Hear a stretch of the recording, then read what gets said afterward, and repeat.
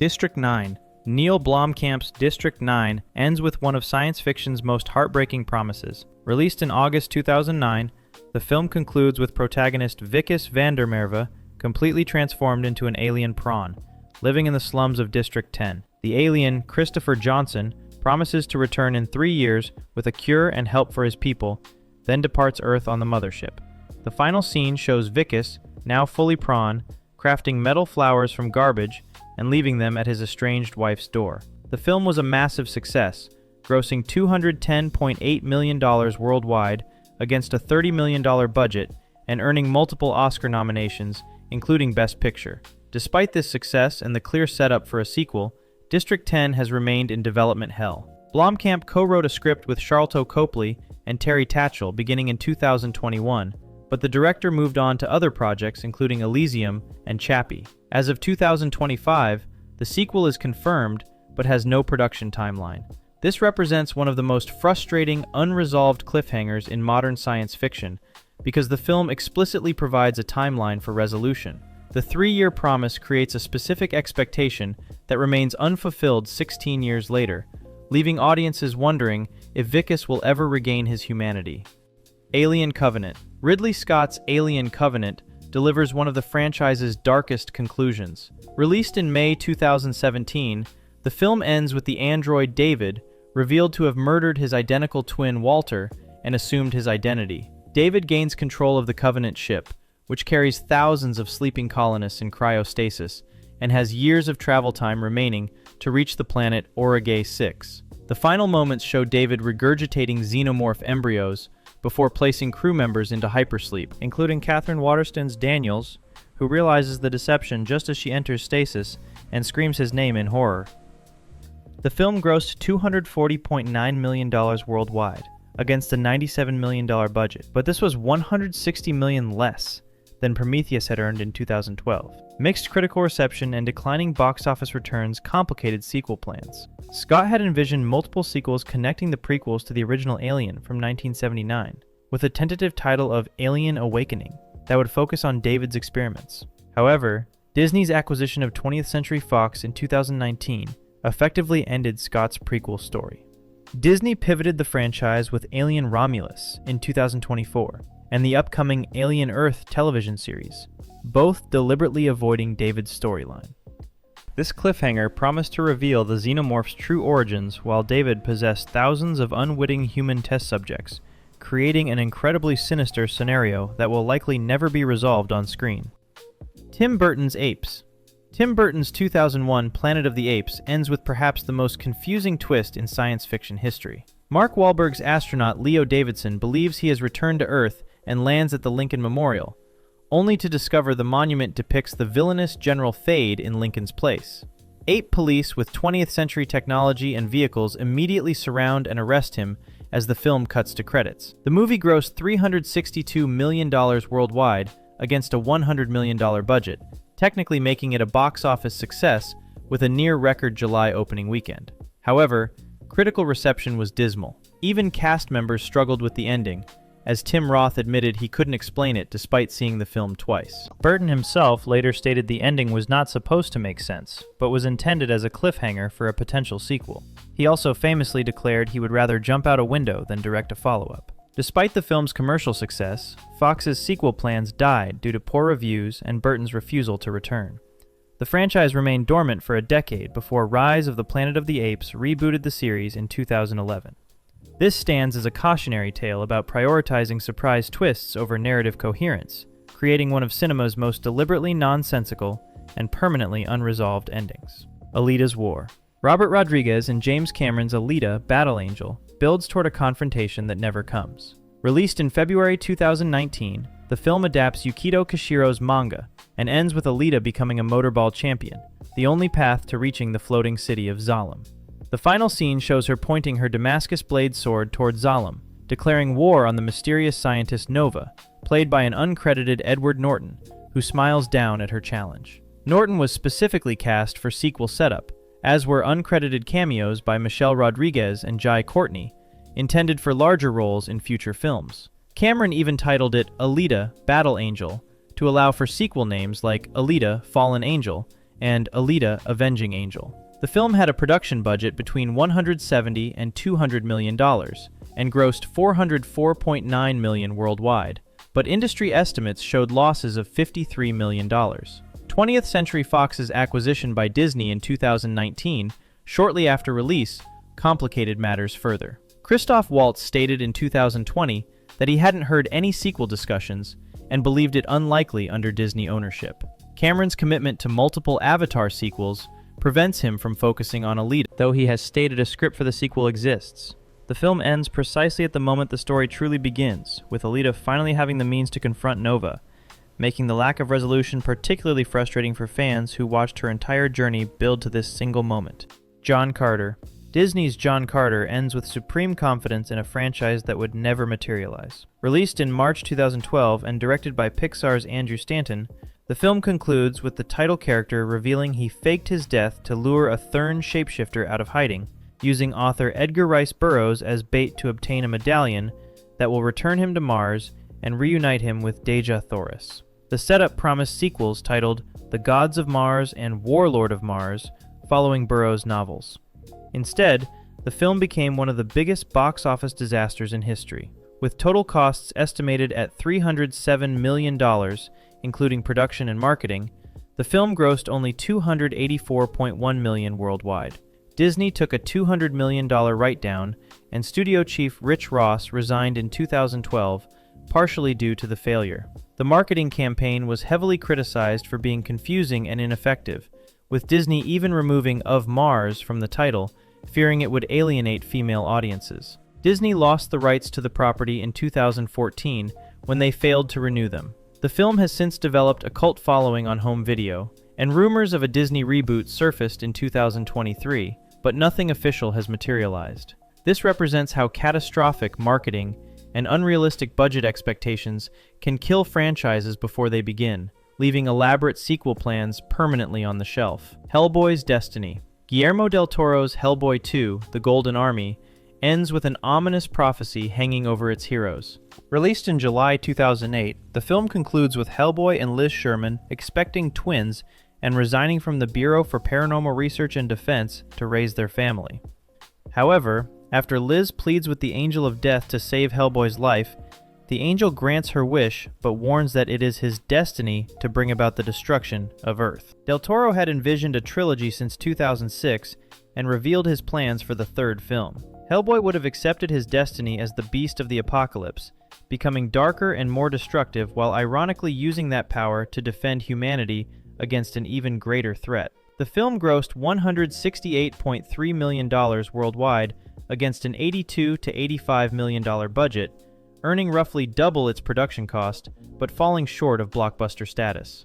Universal Pictures declined to greenlight a sequel due to insufficient returns. Ron Perlman repeatedly expressed interest in completing the trilogy, even into his 70s, but Del Toro stated in 2017, with 100% certainty, that Hellboy 3 will never happen. The franchise was rebooted in 2019 with David Harbour, which bombed with only $44 million worldwide, and again in 2024 with Hellboy, The Crooked Man, which received minimal distribution.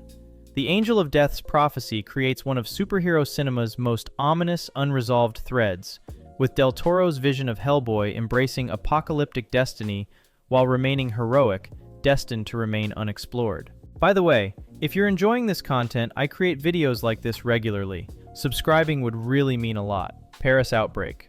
Juan Carlos Fresnadillo's 28 Weeks Later ends with the rage virus escaping containment. Released in May 2007 as a sequel to Danny Boyle's 28 Days Later, the film follows Andy, an asymptomatic carrier of the virus, being evacuated to France by helicopter pilot Flynn along with his sister Tammy. The final scene jumps 28 days forward, showing infected sprinting through the Paris metro near the Eiffel Tower and overrunning the city. The film cost $15 million and grossed $65 million worldwide, but director Fresnadillo revealed on DVD commentary that the Paris ending wasn't originally planned. He changed his mind at the last minute to add the iconic shot suggesting global apocalypse. A third film, tentatively titled 28 Months Later, was discussed but never materialized. When the franchise finally returned 18 years later with 28 Years Later, in 2025, With Boyle and writer Alex Garland returning, the film effectively retconned the Paris outbreak. The opening states the infection was driven back from continental Europe, with the UK remaining quarantined for decades, while the rest of the world continued relatively normally. This demonstrates how cliffhangers designed for immediate sequels can become problematic when franchises lie dormant for nearly 2 decades, forcing later filmmakers to either honor or undo dramatic endings that no longer fit their vision. Antarctic Standoff.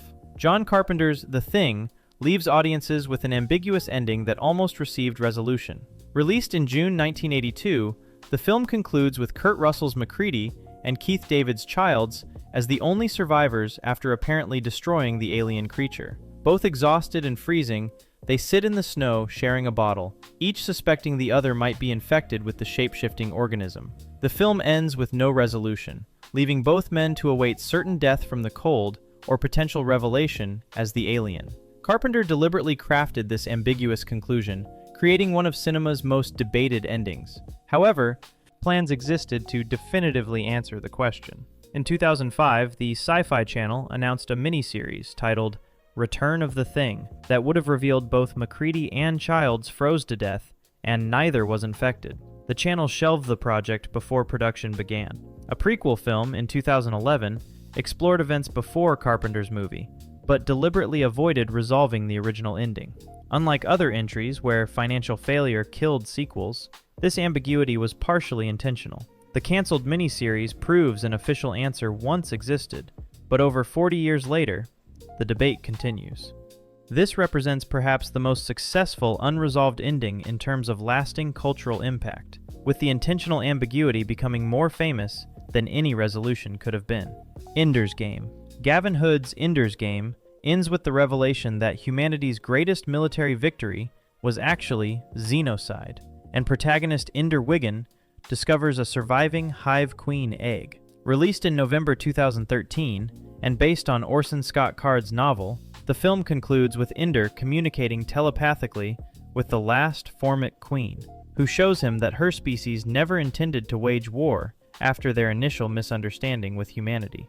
Ender takes the egg and vows to find a new homeworld where the Formics can live peacefully, setting up the journey that would be chronicled in the sequel novel, Speaker for the Dead. The film grossed $125.5 million worldwide, against a production budget of $110 to $115 million, falling short of the box office success needed to justify sequels. Summit Entertainment had hoped to launch a franchise adapting multiple books in Card's series, but the film's underwhelming financial performance, combined with controversy surrounding Card's personal views, led to all sequel plans being abandoned. The story of Ender's redemptive quest to resurrect the Formic species, which spans decades in the books and transforms him from child warrior to wandering philosopher, will never reach the screen.